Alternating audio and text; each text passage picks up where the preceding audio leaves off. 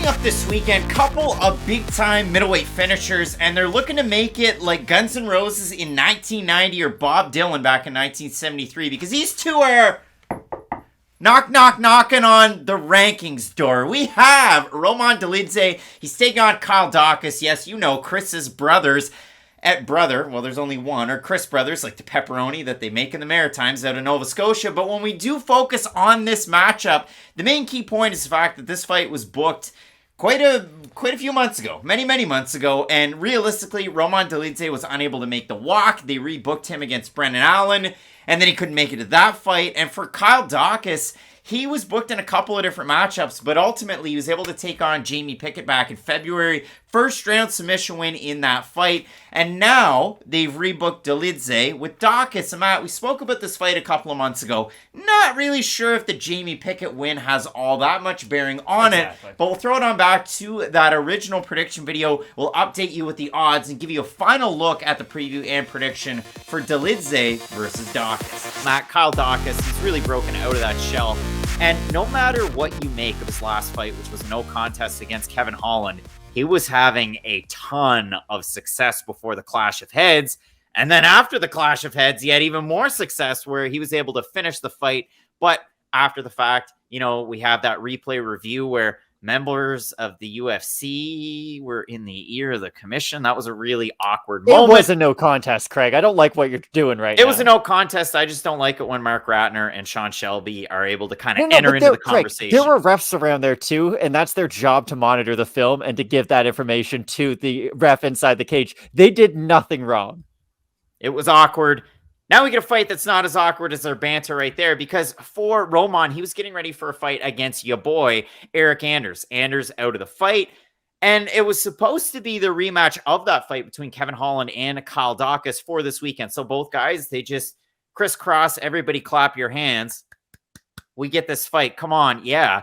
So Matt, when I look at this one, I can talk about the accolades, and I have in video after video after video for our fighter out of Georgia here. He's a former FILA World Grappling champion, ADCC guy. He's medaled in certain competitions. But when you watch Roman Dolidze fight, the trouble I have and the biggest takeaway that I have is he almost gets too busy trying to impress everybody at home and his coaches and not as focused on finishing the fight at hand.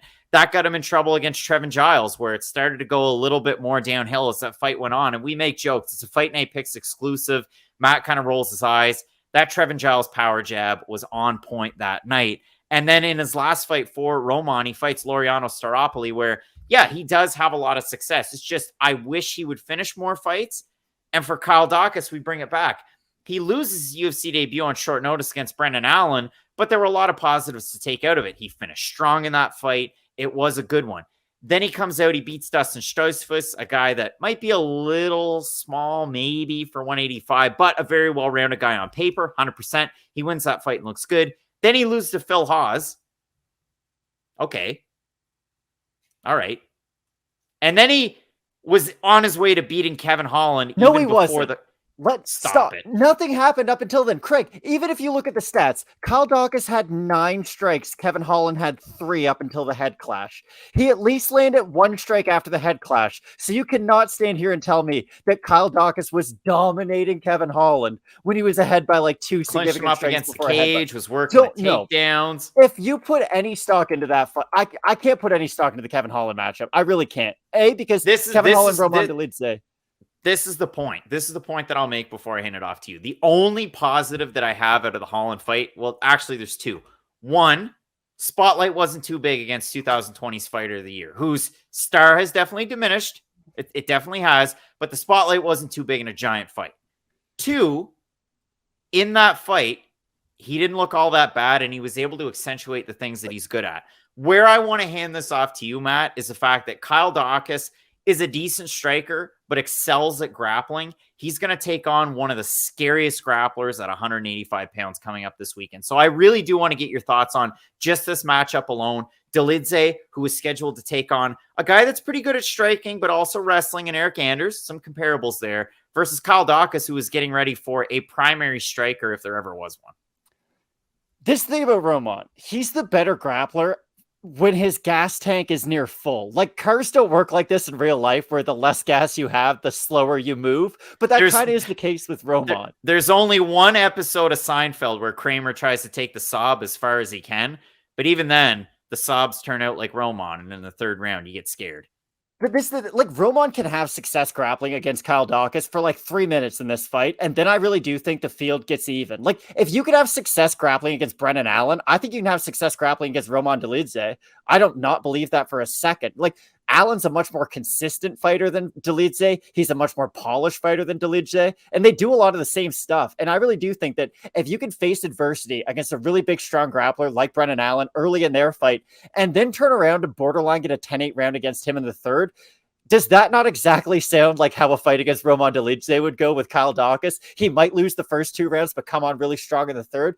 This is what I like about Daukaus. If he knows he's behind in a fight, he goes for it. He doesn't just like kind of rest back and think, okay, if I win this round, maybe it'll tie it up. Like, there is an urgency to his game that I really do appreciate. That's where this fight gets really interesting, because more than any other fight on this card, this comes down to cardio. If Roman does go for takedowns, I guess, okay, I'll flip this around. It comes down to cardio, but it comes down to how well can Kyle Daukaus defend the takedown attempts of Roman. Because on the feet, Daukaus's jab should actually be able to give Dolidze some trouble on the outside, because with Dolidze, it's a lot of those looping wild shots where you aim big, you miss big. And if Daukaus can stay pretty technical and accurate on the outside, I think he can have good success, although I do worry about him against really polished strikers in this division.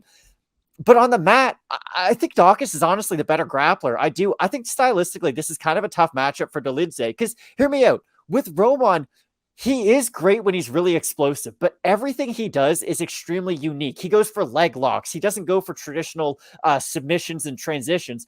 I think when you're doing all that like unique, weird stuff, that's great. But the second you get tired, that's when we see just a really consistent fighter start to overtake you. And that's why I could see that's when we could see Kyle Daukaus. I think we could see him out grapple Dolidze for big moments in this fight.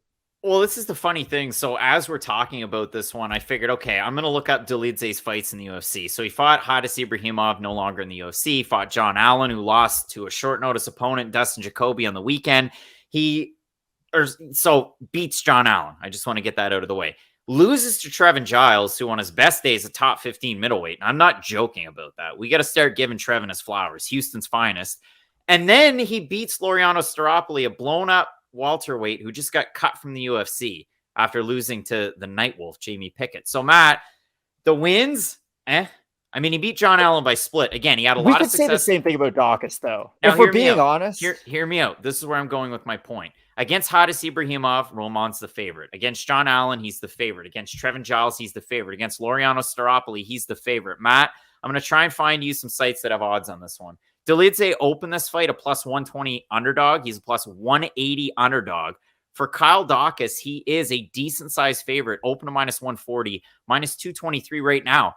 We've never seen Roman Dolidze as an underdog in the UFC, and that's quite a bit of a surprise. Like, again, it's not surprising until it is. It's surprising when it happens. That's why I am surprised. It's because it's not scary anymore. Like with Roman Dolidze, you know what's under the bed. It's a guy who's really good but gets tired. Like, there's no more monsters. We kind of know the information we need to know about Dolidze.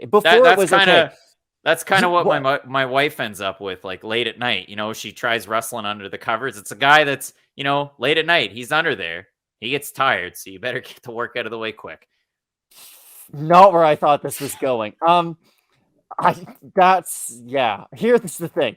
With Daukaus, he's just a more consistent guy. And the thing is, if I've seen you lose because you get tired in the past, I'm pretty sure it's going to continue to happen to you in the future. And even in the John Allen fight, we brought that up on the prediction show last week, where that fight was pretty close, like closer than either one of us would probably want to admit. And it was only close, not because technically the fighters were very similar. It's just because Roman gets so tired. I don't know if it's the weight cut. I don't know if it's just because he is so muscle bound for this division. Like, there has to be some sort of a factor. He puts a lot behind his shots. It's always like all gas, no brakes with Dolidze. That's my real problem. And this is why I think Daukaus can out-grapple him. We've even seen Rodolfo Vieira get out-grappled in the UFC. I know that's a bit of a soft spot on this channel, but it's the truth. Fatigue makes a coward out of men. I don't know who said that quote, but I know it's a famous one. My wife. I think that's going to...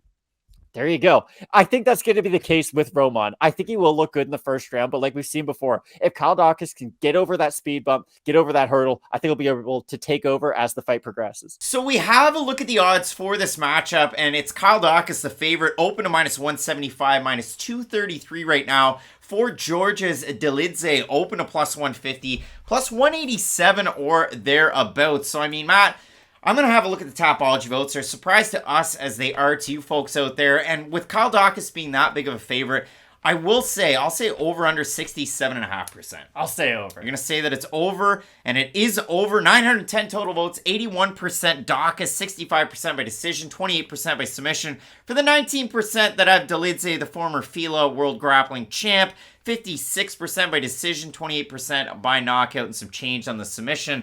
So, Matt, I mean, originally we had Daukaus. We're here.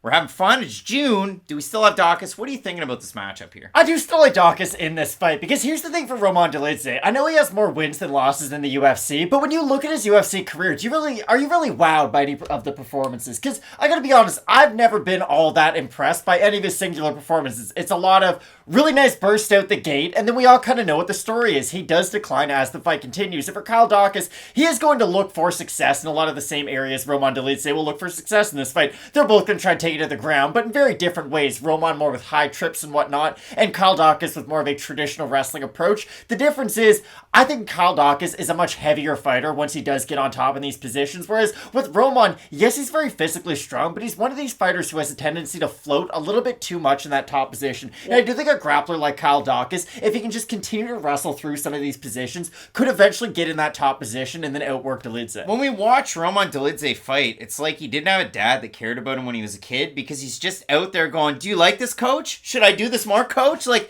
He's looking for approval. You don't have to get the approval of Eric Nixick. Just finish the fucking fight. So for Roman Dolidze, again, I like the big movements. I like the finishes that he had coming into the UFC. But again, if we have a look at it, that Michael Pasternak win with WWFC was 3.5 years ago. Exactly. He had the long layoff, little bit of USADA stuff. He beats Kadis Ibrahimov by finish, which was...